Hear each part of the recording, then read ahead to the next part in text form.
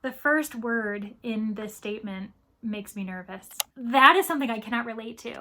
I thought that was just me. Hey everyone, welcome back to my channel. If you're new, I'm Leandra the TBR0. I have a jar full of reader write-ins that are just itching to be read and reacted to. So let's get started and pull our first discussion point. If you're interested in wondering how I got all of these different opinions, thoughts, reactions, bad habits from readers, well, it's all thanks to my Manor guests. I ended up asking them to divulge anything that they wanted to discuss and get off their chest, and they were very kind enough to do so. I'm leaving it anonymous because some of these discussions may get people fired up, but also because it doesn't really matter who wrote it, because we're really here just to discuss the topic in general. I don't really need to put a name to the topic to add its value. So let's read the first one. I can't read for just 10 minutes or on the go. I won't sit down with a book unless I know for a fact I will have at least a couple of uninterrupted hours to dedicate to it. Sprints don't count as an interruption, of course. For those who don't know what reading sprints are, they are an event that we do live on the internet. I've done it on my channel, where we may be doing concentrated reading or concentrated productivity for 30 minutes, 45 minutes, an hour. Some people host them for 90 minutes or more, and then when that timer goes off, we all come together, chat for 10-15 minutes, kind of encouraging each other along the way, and then we jump back into a sprint, continuing our productivity. So this person is saying that those don't really count because obviously it is an event of reading rather than, hey, I'm on the bus, I've got 10 minutes to spare, let me crack open my book. This is such an interesting topic though, because it does make me wonder if this person even thinks to bring a book with them, whether they're an audiobook listener or a physical book reader, if they have an ebook, do they simply leave those items at home? Because obviously if they're on the go, why are they bringing an item around that they don't intend on using? Because typically when you're running errands, or even if you're waiting for your doctor at an appointment, you aren't really going to be waiting for hours. It's going to be minutes. It's going to be maybe max half an hour. So I wonder if they just walk around with less weight, because I'm always carrying a book, whether it's my ebook or a physical book. I typically have my earphones in my purse. Obviously I bring my phone around so I can listen to an audiobook at any point. So I will say that I'm very different from this person. I prefer to have an extended amount of time to read because distractions are just so expected these days, whether you've got kids or you have people blowing up your phone, whether you've got traffic outside, you live with other people. There are just a lot of things that can cause distractions. Your mind can cause distractions, especially if you're stressed. So I do prefer extended periods where I can read, but I'm also not averse to simply reading for 5 minutes, reading a couple paragraphs, a couple pages, and then carrying on. Now, if I do that too frequently with a specific book, it does hurt the book's value because I'm constantly trying to remind myself of who the characters are, what's going on in the story. So it can't be something that I do every day with the same book. But that's interesting. So yeah, let me know in the comments if you're someone who relates to this write-in. Is it really hard for you to pick up a book for just 10-15 minutes? Do you need longer to really focus your attention on it? Or are you someone who can simply read a book for a few minutes whenever you get a chance? My bad habit is that over the past 2 years, I've thrifted hundreds of physical books. 99% of the time, I read ebooks or audiobooks. No exaggeration. Some of the books I started reading physically and then switched to the ebook. I did purchase 2 new books this year, but only after I'd already read them. There is a lot to unpack here. First and foremost, I think a lot of us can relate to the idea of buying a physical book, but then maybe leaning on the audiobook if you're an audiobook listener. I don't typically read ebooks. I have an e-reader, but I'm really bad about using it. So if I had the choice, I do physical book or audio, and I'm not gonna lie, if I have access to the audio, I am jumping at the chance. It is just such a lovely experience, not only for those who need access to books in that way, because it does help with accessibility in general, but it is a luxury. It's really lovely to have audiobooks if you can enjoy them. And so I've definitely been there where I bought a book, I haven't read it yet, and then I happen to listen to it on audio instead. But thrifting books, unless you are someone who doesn't have a lot of space, that's my situation. That's why my current goal every year is to read every single book I buy, to provide good reason for adding them to my collection. But if you've got the space, enjoy your library. Enjoy collecting those books. If you enjoy having the physical book as a bit of a trophy while you read it as an ebook or an audiobook, that is your prerogative.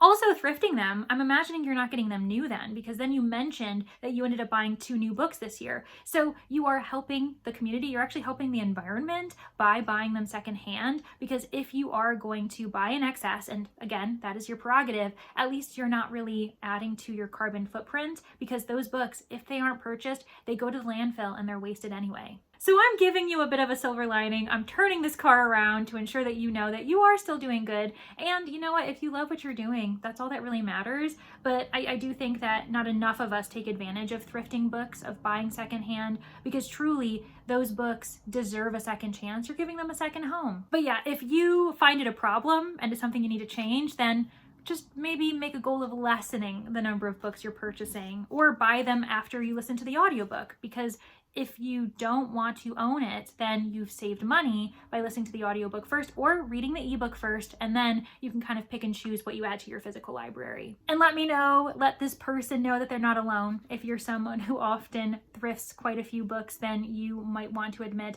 or if you're someone who listens to an audiobook and an ebook instead of reading the physical copy that you have access to. Oh my gosh, I love this one. And I know quite a few people actually ended up commenting it.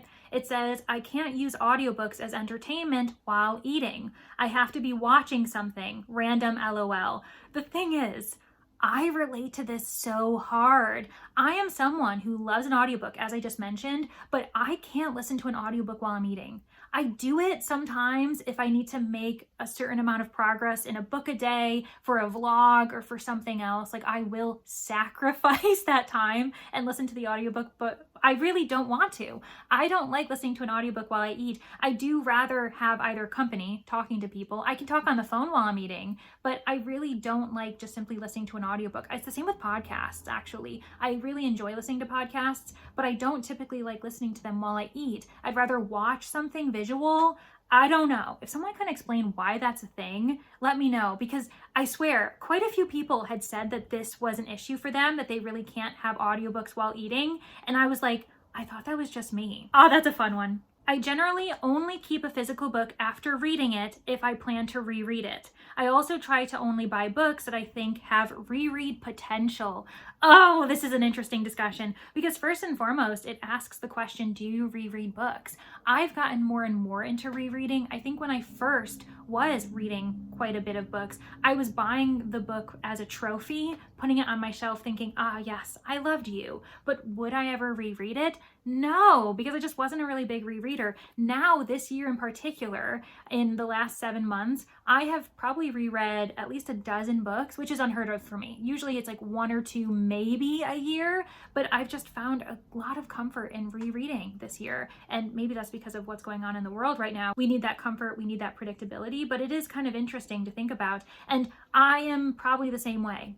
I buy books hoping that they will be books I love, that I'm going to want to reread. But I do think that there are people out there who don't feel that way, and that's totally fine. But for me, I want every book that I own to be a book that I can recommend, that I can say with my full chest that I've loved this to death. Of course, I would sit down and reread this anytime. Unfortunately, though, that does mean that some of the sadder books, the books that are heavier, that I find so powerful, but I may not want to experience again, those ones don't find themselves on my shelves, even though they got the 5 stars that they fully deserved. So anyway, that is quite interesting, and that might be something I've got to think about more, because I don't know if I really think about reread potential, but I do hope that every book that I buy and that I love and I want to keep, it's because I could see myself rereading it. The first word in this statement makes me nervous. Romantasy should be a clear genre at this point.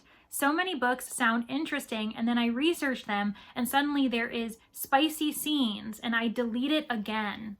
Ooh, there are a few things I want to address first and foremost. So the first sentence, romantasy should be a clear genre at this point.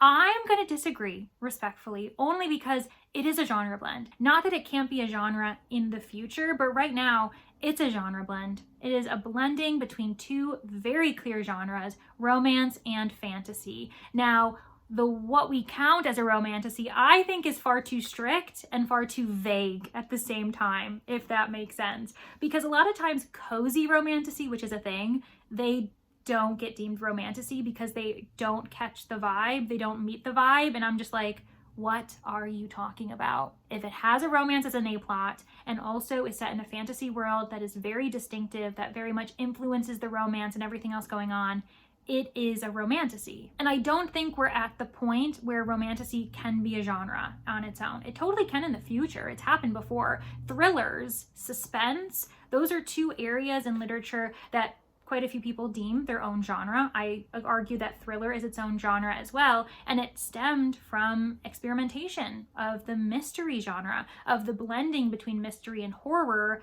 in a way, because it's kind of the middle child of horror and mystery, in my opinion, and that's because I don't like thrillers, so I admit I'm biased. But yeah, it does happen, but I don't think that romantasy is there yet, and it's just because there isn't a clear definition, and people argue what counts as a romantasy and what doesn't, and I think it's too muddied. I think the water's too muddied at the moment. And that goes into your next sentence where you're mentioning the idea of spicy scenes.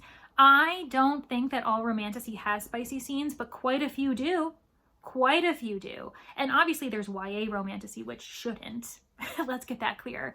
YA books should not have spicy scenes in what they function as. Yes, teens have sex. They do. And they should be knowledgeable, they should be educated so that they can do it safely. We don't need it on page. It does not need to be open door. I think that's questionable if you think that it should be.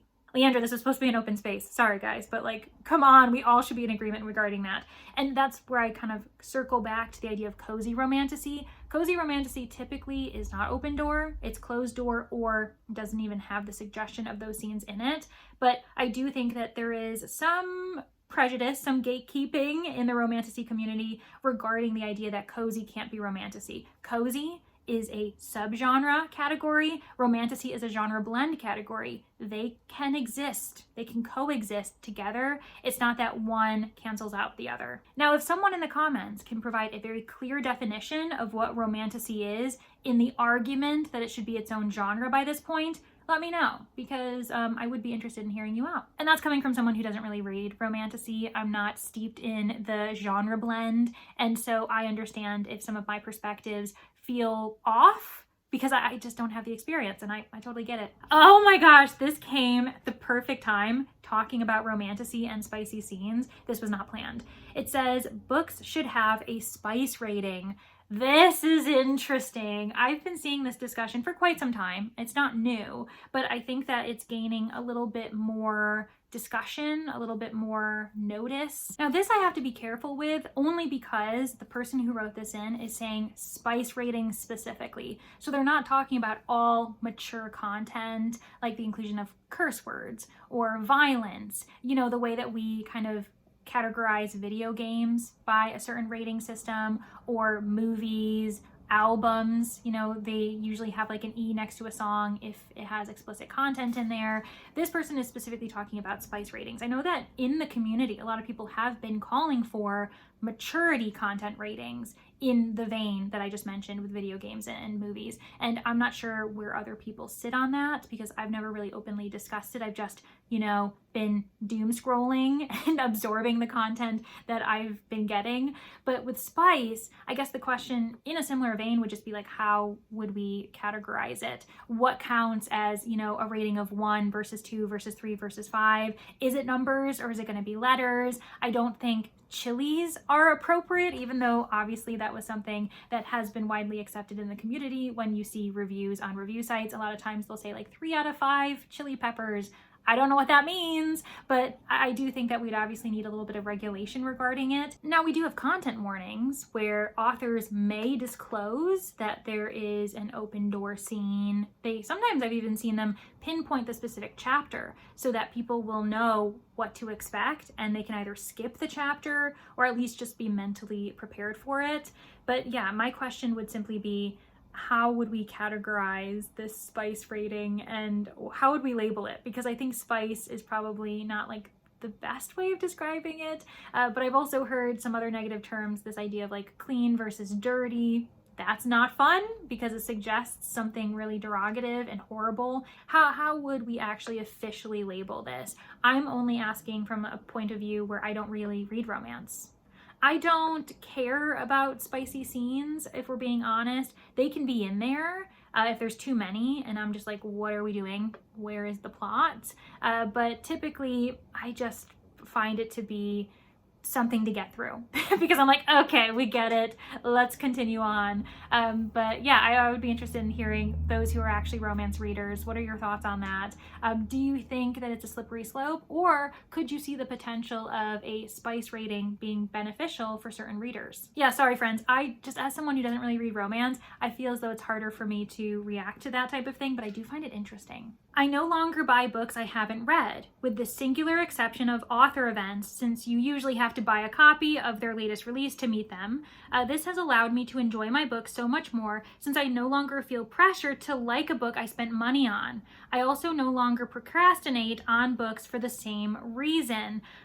This is speaking to my heart, mainly because I've had that same goal of trying to allow myself to read a book first, realize, do I love it? Will I be spending money on it? Okay, taking you home. And not everyone is like that. That's totally fine. But it truly has changed my relationship with book buying. The fact that I do rely on my library far more. Libby, Hoopla, those are great resources as well. And it's wonderful because you are helping a community that needs assistance right now. Libraries are definitely in danger in the United States for various reasons, not to mention when it comes to funding, book banning, and communities trying to control libraries, which are meant to be a public safe space for everyone. So the last thing we want to do is alienate them and not help them out. So if you're interested, that's a very easy way to help out your library, simply borrowing the book before buying it. But that's not to say that I'm trying to control your buying, because I really am not. As someone who pre-orders quite a bit of books, actually, I also understand the desire of getting the book in your possession and having it be yours, reading it at your own leisure, not feeling pressure of a line of people waiting on you. So it's a bit of a catch-22. There is stress in various forms, but I'm with this person. I do really enjoy going to a bookstore and having a stack of books that I've already read, that I already gave them like 4 or 5 stars, and just taking them home. It's a really good feeling. And for those who don't do that, maybe try it sometime, because it's very fun. Oh my gosh, another perfect pairing, but in the opposite vein. I have to own every book in a series I'm reading, even if I'm not close to caught up.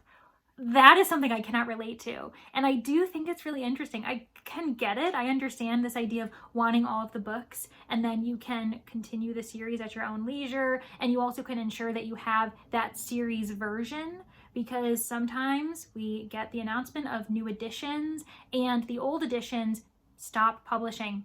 They stop producing them, and ends up becoming very rare. It's hard to find all of them matching, and that can be its own, uphill climb for some people. So yeah, that's really interesting, and that's something I don't do. I really don't do that because of everything I've already mentioned on this, video, but that's really interesting, and I'd love to hear people's thoughts, especially those who are really hardcore series readers. Are you someone that and how does that work with debuts then? Is it a situation where you've already read book 1 and now that you've loved it, you go and buy all of the books? Or are you doing this with even books you haven't even started yet, like series you haven't even started yet? I'm imagining that you've had a taste, you've really enjoyed the world, and then you decide to buy all of the series. And this is probably also in regards to books that have obviously been published. I don't know if this is only strictly regarding series that are finished, or if it's something that, you have to have a finished series and then you buy them all, or if it's an ongoing series,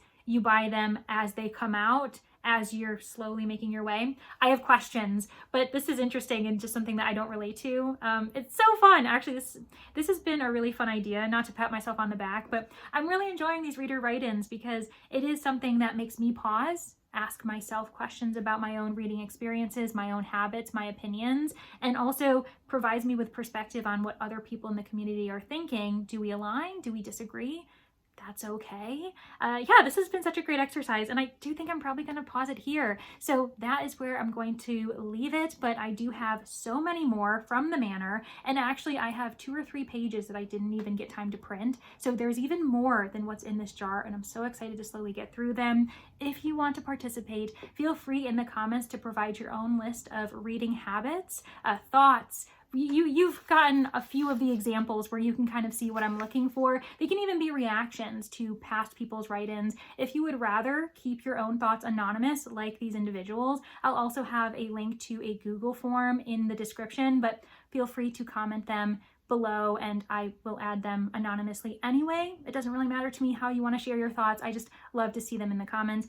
And in honor of the jar, is there a jar emoji? Is there a container emoji? How about we provide that for all of our beautiful write-in people? Thank you, readers. Thank you, everyone. And I would love to hear from you soon. All right, friends, I'll see you guys in the next one.